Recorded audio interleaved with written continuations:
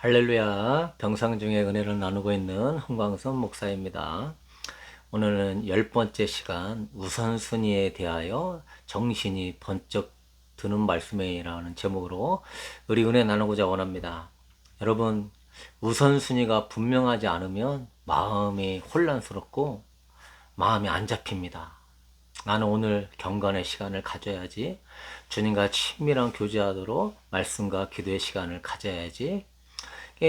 마음은 원하고 있지만은 우리 육신을 가지고 있는 존재로서 육신은 육체의 정욕, 안목의 정욕, 이생의 자랑을 따라서 너 하고 싶은 거 해야지, 보고 싶은 거 해야지 하면서 우선순위가 바뀌도록 만들어버려요.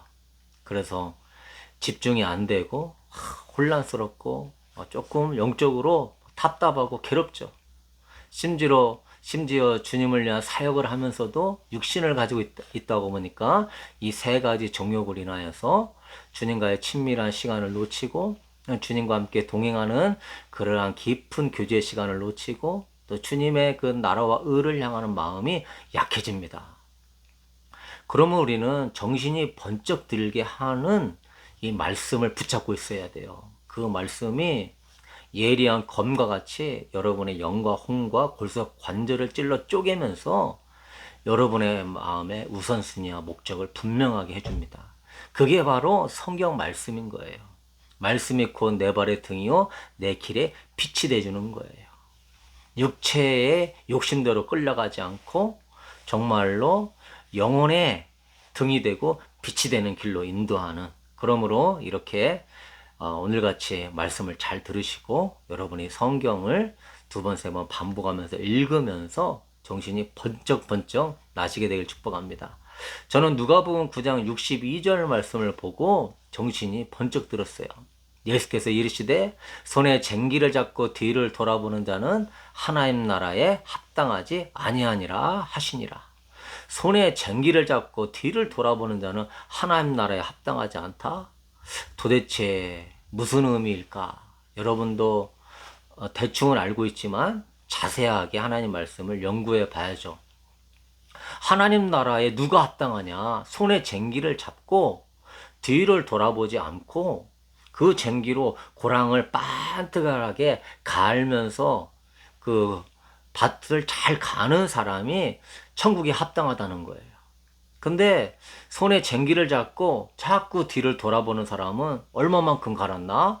세상에 뭐가 있나? 오늘 뭐 재밌는 게 뭐가 있나? 이러는 사람은 뒤를 돌아보면서 밭을 가니까 밭이 꾸불꾸불해지죠. 그런 사람은 일꾼의 자격이 없는 거예요. 누가 고랑을 삐뚤하게 만드는 사람에게 일감을 주며 돈을 주겠습니까? 하나님 나라도 이와 같다는 거예요. 이것은 제자들에게 제자 사명에 대해서 하시는 말씀이거든요. 너희가 하나님 나라를 전파해야 하는 그러한 제자로서, 목적을, 사명을 가지고 있는 자로서 너희들이 나를 따라오려거든 너를 부인하고 십자가를 지고 나를 쫓아야 될 것인데 네가 자꾸 뒤를 본다면은 너는 하나님 나라의 일꾼으로서 또 하나님 나라에 합당하지 않는 자다. 그러므로 우리가 이런 소리 듣는다면 악하고 게으른 종아, 정말 무서운 심판의 말씀도 들을 수 있는 것이죠. 그러니까 정신이 번쩍 나는 거예요. 예. 그래서 이 제자도의 사명을 말씀하시는데 그 앞에 예화를 보면은요, 예수님이 이렇게 말씀하셔요. 예. 어떠한 사람이 와서 주여 내가 주를 따르겠는데 먼저 가족들하고 작별하고 와서 주님을 따르겠습니다. 그랬더니 주님이 그렇게 손에 쟁기를 들고 뒤를 돌아보는 자는 하나님 합당치 않다는 거예요. 무슨 의미냐? 네가 가족들과 작별할 시간을 갖는다고 하다가 작별 인사 중에 가족이 만류함으로 간절하게 만류할 때 네 마음이 변할 수 있어. 뒤를 돌아보지 말고 하나님 나라를 위한 뚜렷한 목적 의식을 가지고 너는 나아가라. 예수님이 단호하게 말씀하셔요. 예, 그럴 수 있죠. 또 한 사람은 주님, 내가 주님을 따르겠는데 아버지가 돌아가셨으니 장사하고 와서 주님을 따르겠나이다. 그럴 때 주님이 죽은 자로 죽은 자를 장사하게 하고 너는 딸을 따르라 그러시는 거예요. 영적으로 죽은 자들로 육체적으로 죽은 사람을 장사 지내게 해라. 세상 일은 세상 사람들이 하도록 맡기고, 너 그리스도인이요, 하나님의 일꾼이라면 너는 하나님의 일에 전심전력을 해야 된다. 정말 그리스도인들에게 주님을 쫓는 자들은 정말 결정적 우선순위를 세상과 하나님의 일 중에 어디에 둘 것인가에 대한 그 마음의 자세의 문제, 우선순위의 문제, 이건 때론 뼈를 깎는 아픔을 동반하는 결단을 요청하는 것이다 하면서 정신을 번쩍 들게 주님이 말씀하셨어요. 하나님 나라를 전파함에 있어서는 우선순위에 대한 철저한 의식을 가지고 궁극적인 목적의 모든 관심을 하나님 나라에 집중시키는 사람이 하나님 나라에 합당한 자라요, 하나님 나라의 일꾼이요, 그 자가 천국에서 주님 앞에 착하고 충성된 종이야 라는 칭찬을 받는 자다. 여러분, 그렇다고 하여서 이 말씀을 보편적인 행위규범으로 받아들여서 주의 일한다고 가정, 자녀들에 대한 사랑과 의무를 저버려야 된다는 의미는 아닙니다. 그리스도인의 사명이 얼마나 중요한가를 가르치는 말씀이에요. 한 영혼이 천하보다 귀하고 너의 게으름으로 말미암아 너를 통하여 복음을 듣지 못하고 지옥에 갔을 경우 그 책임은 아주 크니 너는 정신을 차리고 하나님 나라 일에 대한 우선순위를 가지고 하루하루 사람들을 만나고 살라고는 거예요. 여러분, 정신이 번쩍 나지 않습니까? 그 책임은 크다는 거예요. 사랑하는 성도 여러분, 먼저 그 나라와 그 의를 구하라고 주님 말씀하셨어요. 네. 그 나라, 하나님 나라 전도하라, 전파하라. 그 의는 하나님 나라의 뜻, 하나님 나라의 교훈, 그것을 너가 양육해라. 그래서 먼저 그 나라와 그 의를 구하라 하는 것은 너는 전도와 양육에 힘쓰라는 것입니다. 그럴 때 주님은 모든 걸 더하여 채워주신다고 그랬어요. 일꾼에게 필요한 것들을 다 주신다고 그랬어요. 그러므로 우리는 불신자를 만날 때는 하나님 나라를 전파하는 전도에 힘써야 돼요. 불신자를 만나면 목적의식을 가지고 손에 쟁기를 들고 뒤를 돌아보지 않고 저 영혼에게 어떻게 복음을 전할까, 그럴 때 사랑을 전할까, 그 목표의식으로 나아가라. 그리고 이제 새신자를 만났거나 신앙이 약한 사람을 만났을 때는 하나님 나라의 의를 전파하는 양육을 해야 된다. 한 손에는 전도지, 한 손에는 양육을 위한 성경, 한 손에는 전도를 위한 어떤 치유의 능력, 한 손에는 양육을 위한 목자의 그 능력, 사랑이 필요하다. 그래서 여러분, 이제 우리 뒤돌아보지 말고요, 우리도 더 힘써서 하나님 나라에 합당한 착하고 충성된 제자의 길을 걸어가게 되길 소망합니다. 그러려면 목표의식이 분명해야 되는 것이죠. 저는 이 말씀을 통하여 오늘 은혜를 받았는데, 요즘 하나님께 분명한 목적을 갖게 해달라고 기도를 계속 해왔어요. 그래서 주신 말씀인데요, 제가 목적을 달라고 기도한 이유는 그냥 손연보 목사님의 전도 간증을 듣고 그분이 하시는 말씀이 뭐냐, 뚜렷한 목적을 가지고 살아야 된다는 거예요. 그분은 30명 정도 교인이 있는 그 시골 교회에 전도사로 부임했을 때 큰 목표를 가지고 있었어요. 주여 100명이 교회 오게 해주소서. 계속 기도하면서 영혼들을 위하여서 기도하고 전도하면, 그러니까 3개월 만에 100명이 왔어요. 그 조그만 동네에서. 그리고 300명이 모이자 주여 100명이 모이자 300명이 모이게 해주세요. 거기 이제 교인들은 다 불가능하다, 진짜 미쳤다, 이게 무슨 가능한 일이냐, 동네 사람 합쳐도 이 정도 안 되는데. 근데 목적 의식을 가지고 입을 넓게 열으니까 300명이 모이게 돼요. 그리고 나중에는 주여 교회 건축을 위해서 3,000평의 교회 건축, 한 해에 정말 1,000명 이상씩 세례를 받게 해달라고. 지금은 그분이 그런 목표를 다 이뤘습니다. 심지어 군대에 입대할 때도 정말 잘 지내다가 편안하게 제대하게 해주세요. 이게 아니라 전 부대원 예수 믿게 해주세요. 그분이 701 특공대에 배치가 되었는데 교회도 없고 주일날 교회도 못 갔습니다. 교회에 가면은 뭐 엄청나게 맞는 거예요. 있을 수 없는 일이에요.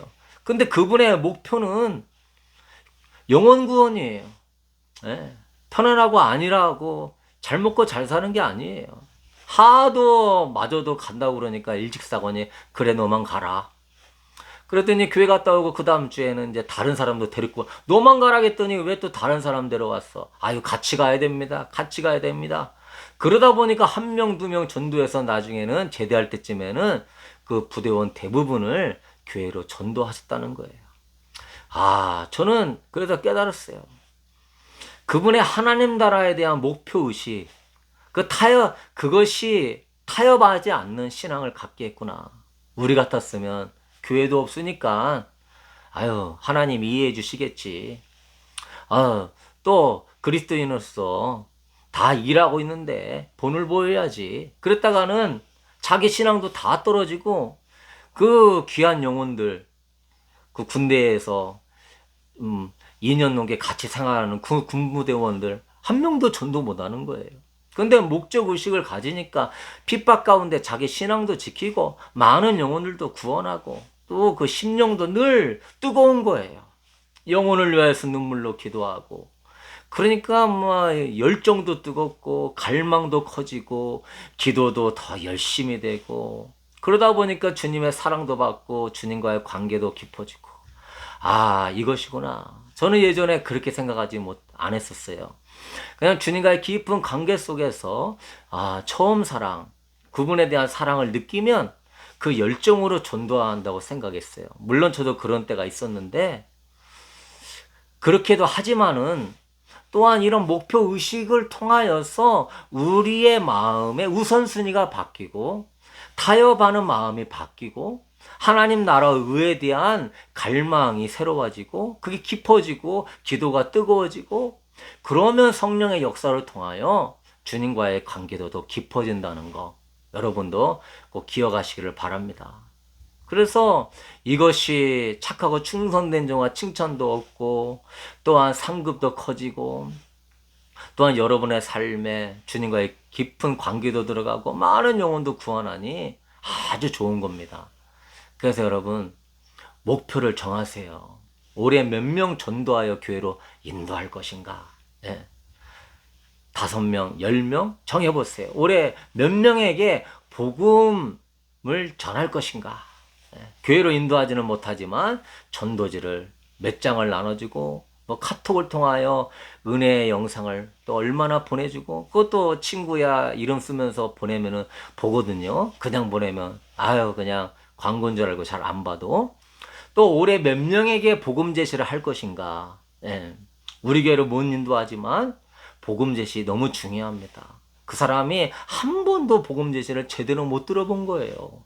교회에 갔어도요, 복음 제시를 제대로 들어본 사람들이 적습니다. 그러니까 도대체 뭔 말인지 이해가 안 가는 거예요. 차근차근 복음을 설명해 줘야 되는데, 그게 너무너무 답답한 거예요. 이해가 가야 은혜를 받을 거 아니에요. 그냥 어떻게 무턱대고 믿습니까? 근데 저는 코데시 그림 전도 카드라고 만들었는데 제 홈페이지에도 있는데 그럼 모바일로 이렇게 해서 그림 카드 넘기면서 보면서 복음을 아주 깊게 설명하는 자료가 있어요.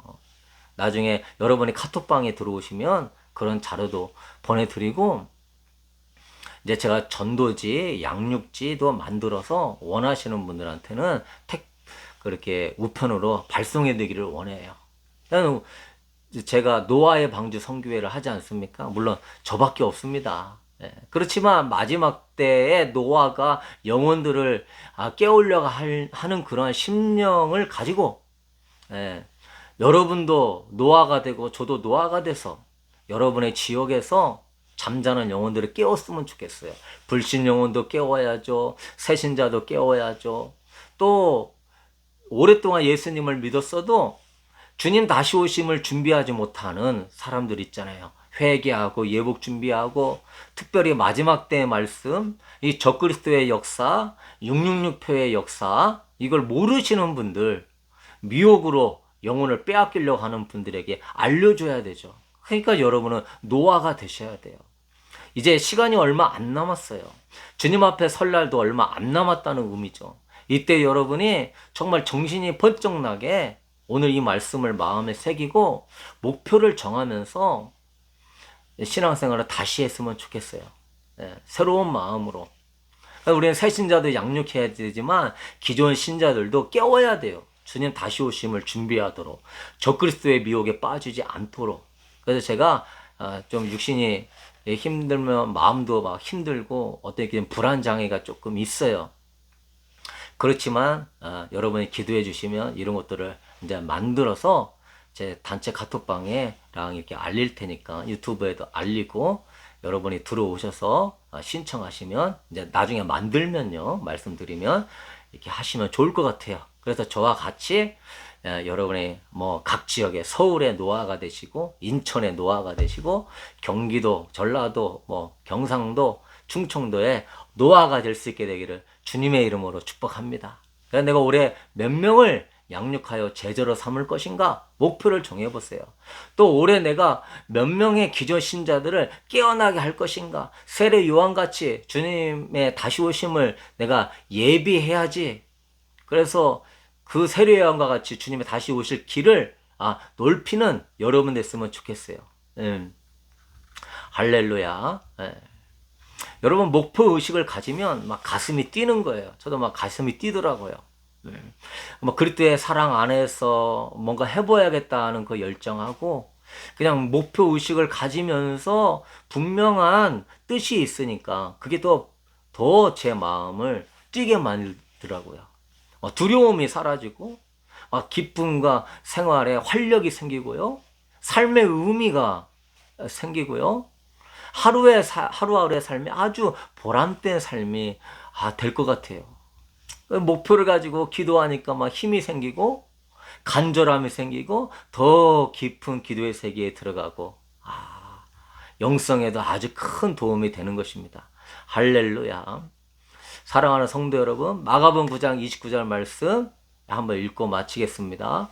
예수께서 가라사대 내가 진실로 너희에게 이르노니 나와 함이 복음을 위하여 집이나 형제나 자매나 어미나 아비나 자식이나 전토를 벌인 자는 30절에 금세에 있어 집과 형제와 자매와 모친과 자식과 전토를 100배나 받되 핍박을 겸하여 받고 내세의 영생을 받지 못할 자가 없느니라. 하나님 나라를 위해서 손에 쟁기를 들고 뒤를 돌아보지 않는 자는 금세에 100배의 축복을 받지만 또한 내세에도 영생을 못 받을 자가 없다. 할렐루야. 한 달란트 받은 자가 그 받은 사명과 재능을 감춰놨다가 악하고 게으른 종아 슬피 울며 이를 갈미 있으리라 주님이 말씀하셨어요. 우리 모두에게는 주님이 다 달란트를 주신 거예요. 주님이 여러분에게 그 달란트를 남겼냐라고 물어보게 될 것입니다. 너무 그날에 후회하지 마시고 지금 이렇게 시간이 있는 그나마 은혜의 때 온화한 박해의 시기에 막판 스포트로 주님을 기쁘시게 하는 진정한 주님의 제자, 목표의식이 정말 뚜렷하여 주님의 나라를 위해서 수고하는 착하고 충성된 일꾼이 되어서 금생과 내세에 하나님의 놀라운 축복을 받는 은혜의 사람 될 수 있게 되기를 주님의 이름으로 축복합니다. 우리 다 같이 노아가 되십시다. 할렐루야. 승리하셨습니다.